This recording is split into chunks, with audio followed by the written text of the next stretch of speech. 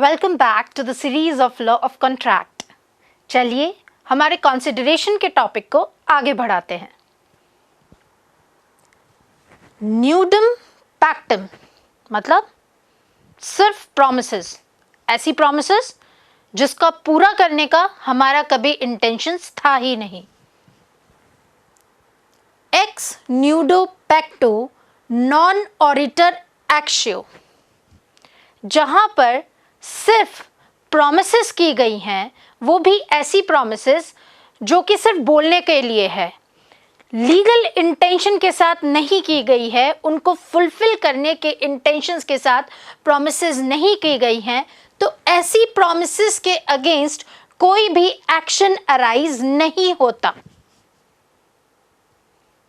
Mummy ने आपको promise किया कि यदि आप 1 घंटा पढ़ाई करोगे तो आपको शाम को चॉकलेट मिलेगी।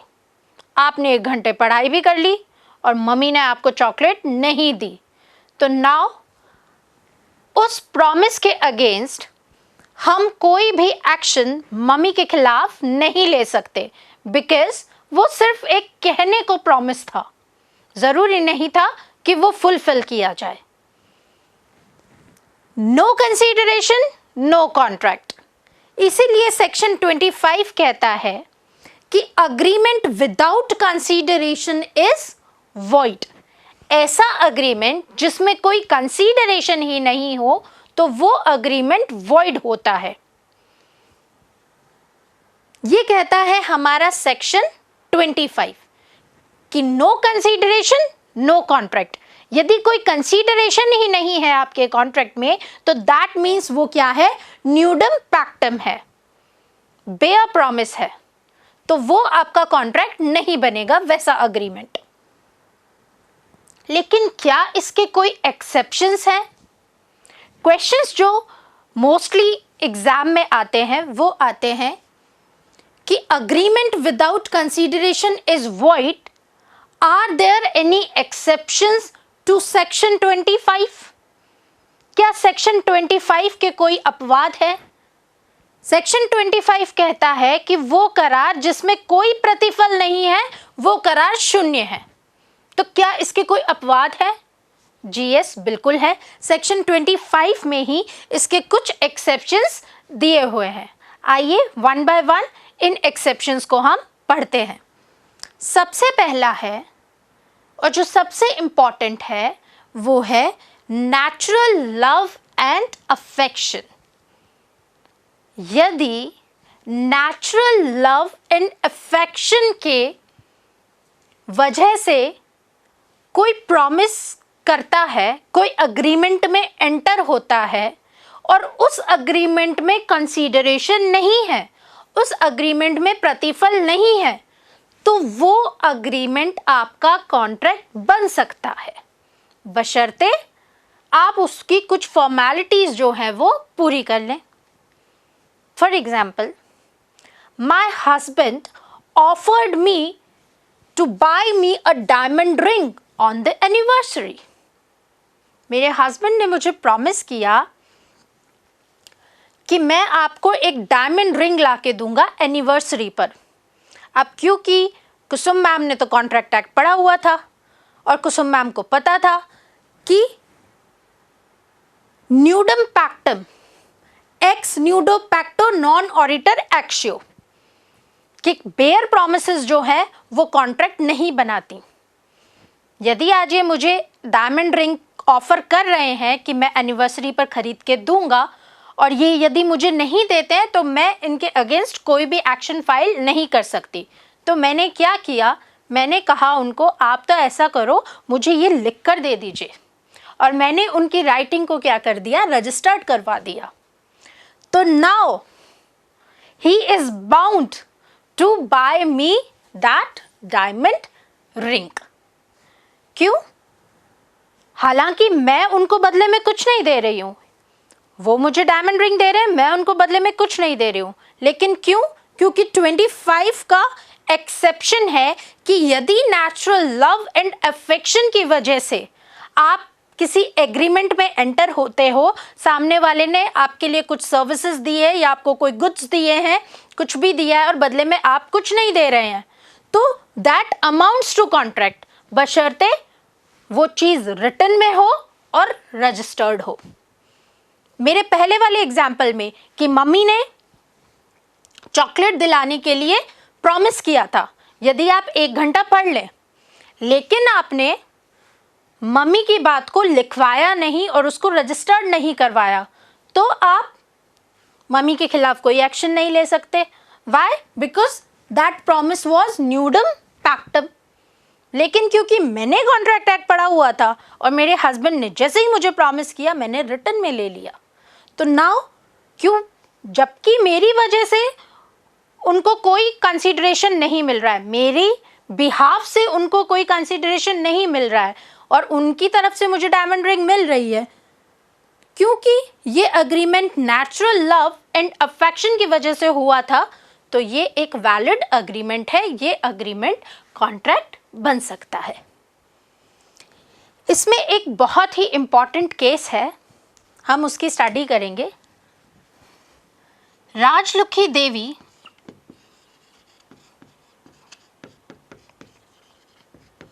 वर्सेस भूतनाथ।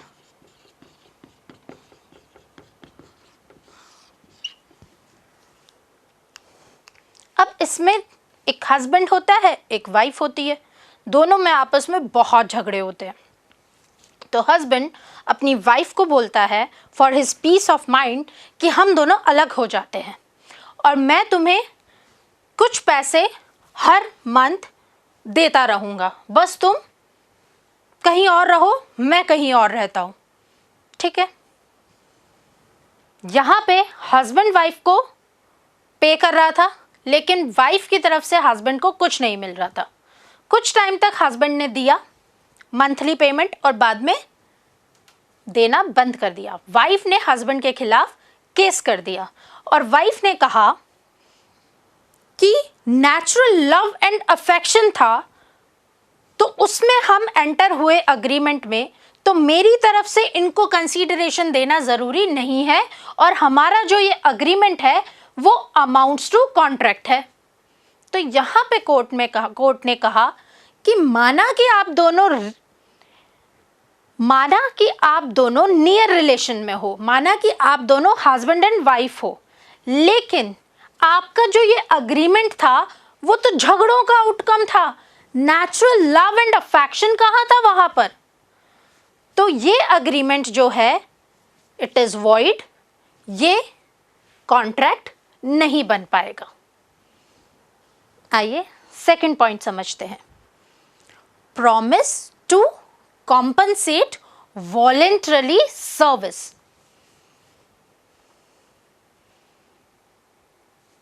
सेकंड एक्सेप्शन क्या है? जहां कंसीडरेशन की जरूरत नहीं है, आपने किसी के लिए अपनी इच्छा से कुछ काम कर दिया जो कि उसने आपको कहा नहीं था करने के लिए, लेकिन बाद में सामने वाले व्यक्ति ने आपकी उस सर्विस को रिकॉग्नाइज किया और कहा कि मैं आपकी सर्विस से खुश होकर आपको देना चाहता हूं कुछ अवार्ड। तो अब जैसे ही उसने कह दिया, now that person is bound to pay you. ये अग्रीमेंट अब आपकी पास्ट वॉलेंटरली सर्विस के लिए क्या हो गया? कॉन्ट्रैक्ट बन गया। एग्जाम्पल से इसको समझेंगे। किसी व्यक्ति का पर्स आपको रास्ते पर मिला, वॉलेट आपको रास्ते पर मिला, आपने उस वॉलेट को खोला तो उसमें उसका एड्रेस था और कुछ पैसे थे उसके अंदर। आपने उस व्यक्ति को ढूंढा और पर्स उसको हैंड ओवर कर दिया। व्यक्ति ने खुश होकर कहा कि अरे भाई वाह, आप मेरा पर्स लेके आए हैं, मैं आपको एज अ रिवॉर्ड 500 रुपये देता हूँ या दूंगा। तो अब यहाँ पर आपको अलग से कंसीडरेशन देने के लिए ज़रूरत नहीं है उन 500 रुपीज़ के लिए। आपकी जो वॉलेंटरली सर्विस थी पास्ट, क्योंकि उस व्यक्ति ने रिकग्नाइज की उस सर्विस को, तो वो अब आपको रिवॉर्ड देगा और that agreement amounts to consideration. देखिए, इस पॉइंट को हम बलदेव सिंह के केस से कंफ्यूज नहीं होंगे। बलदेव सिंह के केस में हमने लास्ट वीडियो में पढ़ा था कि कॉन्ट्रैक्टर ने कलेक्टर के कहने पर दुकानें बनाई थी और शॉपकीपर के यूनियन मिनिस्टर ने खुश होकर उसको बोल दिया था कि हम जो भी सेल होएगी उसका कुछ परसेंटेज आपको देंगे। लेकिन बाद में ये जो यूनियन मिनिस्टर है ये पलट गया अपनी बात से, उसने मना कर दिया कि नहीं, हम नहीं देंगे। तो यहाँ पे कोर्ट का डिसाइड करने का इंटेंशन था कि भाई आप वही काम करेंगे जो आपको प्रॉमिसर ने करने को कहा है। यदि प्रॉमिसर ने आपको करने के लिए कहा है तो ही आप काम करेंगे। और हमारे इस वाले केस के अंदर जो वॉलेट ढूंढा है वो आपकी, हालांकि वॉलंटरी सर्विस है, आपको प्रॉमिसर ने कुछ करने के लिए नहीं कहा, लेकिन इस केस में हमारा जो प्रॉमिसर है वो आपकी सर्विस को रिकॉग्नाइज कर रहा है और वो आपको प्रॉमिस कर रहा है to pay you the reward. तो यहाँ पे ये एक्सेप्शन है किस चीज का? विदाउट कंसीडरेशन कॉन्ट्रैक्ट बनने का, क्योंकि यहाँ पे कंसीडरेशन आप पहले ही दे चुके हैं। थर्ड, प्रॉमिस टू पे अ टाइम बार्ड डेट। इसको समझेंगे। देखिए, तो लिमिटेशन एक्ट आपको ये बताता है कि किसी ने यदि आपसे पैसे उधार लिए हैं, कोई डेट लिया है और डेट चुकाने की तारीख जो है वो निकल चुकी है, तो उस तारीख से 3 साल तक आप क्या कर सकते हैं? उस व्यक्ति के अगेंस्ट केस फाइल कर सकते हैं आपके डेट को रिकवर करने का। अब फॉर एग्जाम्पल वो 3 साल भी निकल चुके, तो कोर्ट कहता है, लॉ कहता है, मैं एंटरटेन नहीं करूंगा आपके एक्शन को, क्योंकि क्या आप 3 साल सो रहे थे? तो यहां पे यदि उस व्यक्ति का ज़मीर जग जाता है और वो कहता है जी नहीं, आप टेंशन मत लो, मैं आपके पैसे जो है वो चुका दूंगा, तो कोर्ट की तरफ से तो रास्ता बंद हो गया आपका। लेकिन 3 साल बाद उस व्यक्ति का ज़मीर जाग गया और उस व्यक्ति ने कहा कि जी नहीं, मैं आपके पैसे चुका दूंगा। तो टाइम बार्ड डेट चुकाने का जैसे ही उसने प्रॉमिस किया, ये एक अग्रीमेंट बन गया और ये अग्रीमेंट विदाउट कंसीडरेशन है। आपको कोई अलग से स्पेसिफिकली उसको कंसीडरेशन देने की जरूरत नहीं है, आप तो उसको पहले ही क्या दे चुके हैं? पैसे दे चुके हैं। Last point, gift. इफ कोई गिफ्ट डीड हो रही है तो उसमें सामने वाले व्यक्ति से कंसीडरेशन लेने की कोई नीड नहीं है। Thank you for watching the video. Please like, share and subscribe our channel.